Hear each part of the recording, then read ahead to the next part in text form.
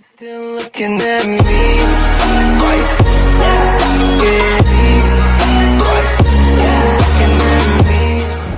What it do, gang? It's the Multitasker. Welcome back again to another reaction. So, looks like I got a new requested video that I'm going to be reacting to, and the title is simply called How Wildlife Traded Causes the Pandemics, and which is that shows that in China, and yeah, it's mostly related to the C virus, and yes, I did say that because it's a loosely term from Resident Evil 6. So just to make it less scary. So let's go ahead and get started. So what could possibly how that wildlife causes? So let's go ahead and get started. It was New Year's Eve 2019 when health officials in China admitted they had a problem. Health authorities have activated their most serious response level after an outbreak of a new type of viral pneumonia in central China. A rapidly growing number of people were developing a dry cough and fever before getting pneumonia. And for some, it turned fatal. Doctors have named the disease COVID-19, or Coronavirus Disease 2019, indicating that a type of virus is causing the illness. When they tried to trace its origin, they found a likely source: this food market in Wuhan. Out of the first 41 patients, 27 had been here. It wasn't conclusive evidence, but Chinese officials quickly shut down the market.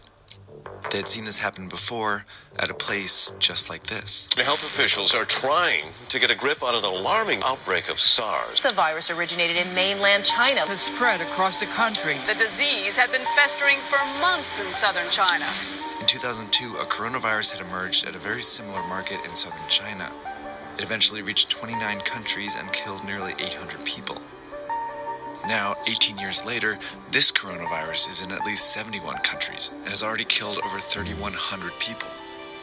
So what do these markets have to do with the coronavirus outbreak, and why is it happening in China?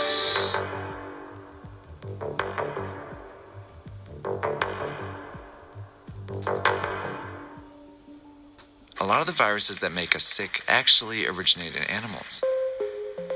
Some of the viruses that cause the flu come from birds and pigs. HIV/AIDS comes from chimpanzees. The deadly Ebola virus likely originates in bats. And in the case of the 2019 coronavirus, there's some evidence it went from a bat to a pangolin before infecting a human. While viruses are very good at jumping between species, it's rare for a deadly one to make this journey all the way to humans. That's because it would need all these hosts to encounter each other at some point. That's where the Wuhan market comes in. It's a wet market. Of course. A kind of place where live animals are slaughtered and sold for consumption. It was not a surprise at all, and I think that it was not a surprise to many scientists. Peter Lee is a professor and expert on China's animal trade. The cages stacked above one over another. Animals at the bottom are often soaked with all kinds of liquid, animal excrement, pus, blood, or whatever the liquid they're receiving from the animals. That's exactly how a virus can jump from one animal to another. If that animal then comes in contact with or is consumed by a human, the virus could potentially infect them. And if the virus then spreads to other humans, it causes an outbreak. Wet markets are scattered all over the world, but the ones in China are particularly well known because they offer a wide variety of animals, including wildlife. This is a sample menu reportedly from the market in Wuhan. These animals are from all over the world, and each one has the potential to carry its own viruses to the market. The reason all these animals are in the same market is because of a decision China's government made decades ago. 1970s. Back in the 1970s, China was falling apart. Famine had killed more than 36 million people, and the communist regime, which controlled all food production, was failing to feed its more than 900 million people. In 1978, on the verge of collapse, the regime gave up this control and allowed private farming. While large companies increasingly dominated the production of popular foods like pork and poultry, some smaller farmers turned to catching and raising wild animals as a way to sustain themselves. At the very beginning, it was mostly peasant household backyard operation of turtles, for example. That's how wildlife farming started to get off the ground. And since it started to feed and sustain people, the Chinese government backed it. So it was imperative for the government to encourage people to, to make a living through whatever productive activities they can find themselves in. So you can lift yourself out of poverty. No matter what you are doing, that's okay. But then in 1988, the government made a decision that changed the shape of wildlife trade in China.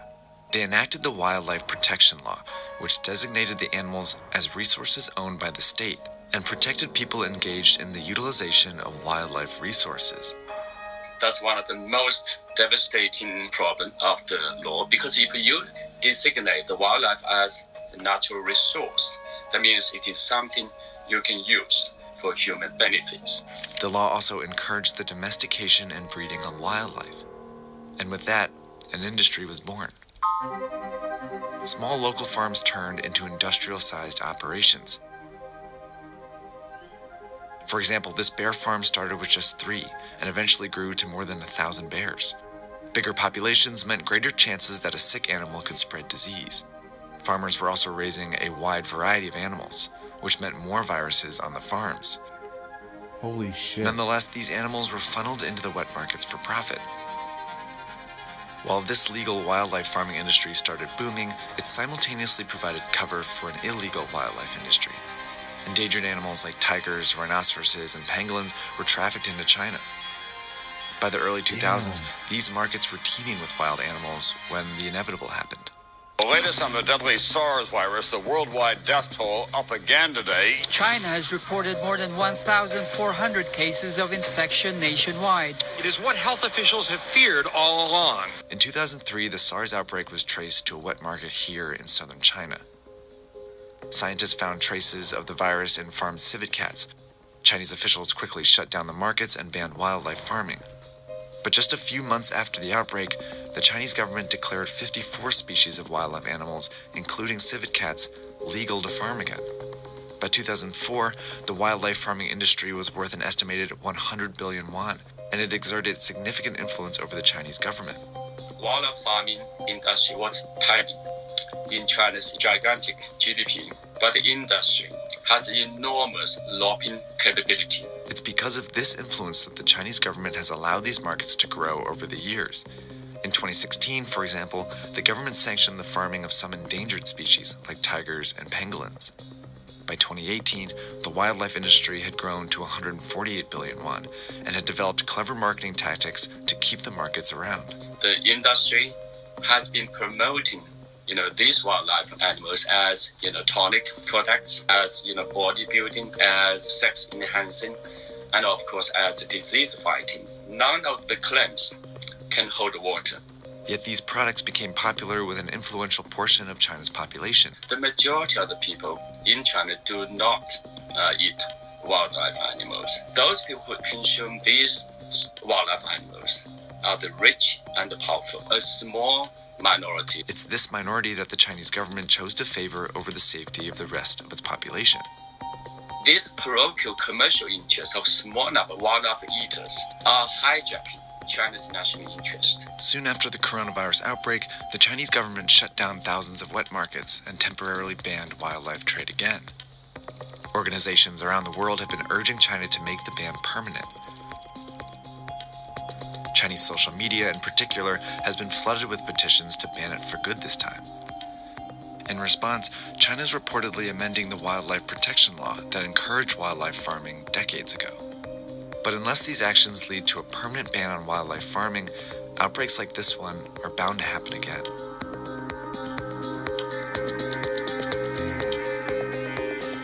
For a bunch more information about China's wet markets, viruses, and wildlife, we have an episode on our Netflix show called The Next Pandemic Explained. It talks about why a coronavirus could spark the next Okay, no offense. I'm just sick of it hearing the Z virus. It's just too much crazy going on right now. But I will say this, this information here that gives an explanation of how the Z virus that started not too long ago, and Jeez.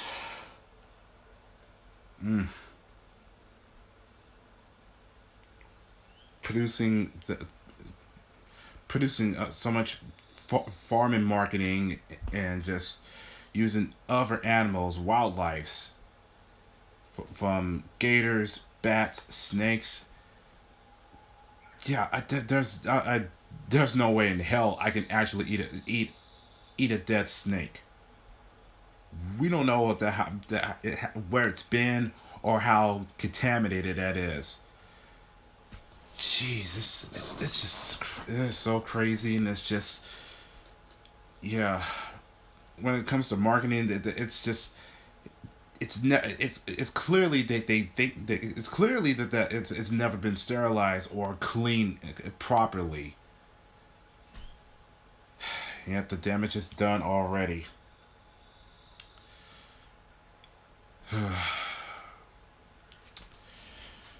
Well, I will say that the Shadow, I do appreciate of this information, and it is basically an educated information. So for people who are infected and they're staying homes, trying to stay healthy and try to stay safe at the same time. So I'm just hoping that everybody's doing all right, and I hope everybody's doing the same thing until all this crazy situation gets done by the end of the month, hopefully. And just don't forget to, bring the sanitizers, wipes, and don't forget to wash your hands. It only takes you about no more than 20 to 30 seconds. If you have to wash it deeply, if you have to, I mean, that's what you got to do. If you have a face mask, no problem. And also, don't forget to bring some orange juice, because it does comes with vitamins, and also some gummies that also contains with vitamins, because it's all about keeps you stay healthy at the same time. Yeah, don't forget you have to take 2 just for one day. That's all I got to say. So leave a likes and leave a comments down below. I'm Mighty Adventure signing out, and I'll catch y'all in the next video. And mostly, we're all in this together. Peace.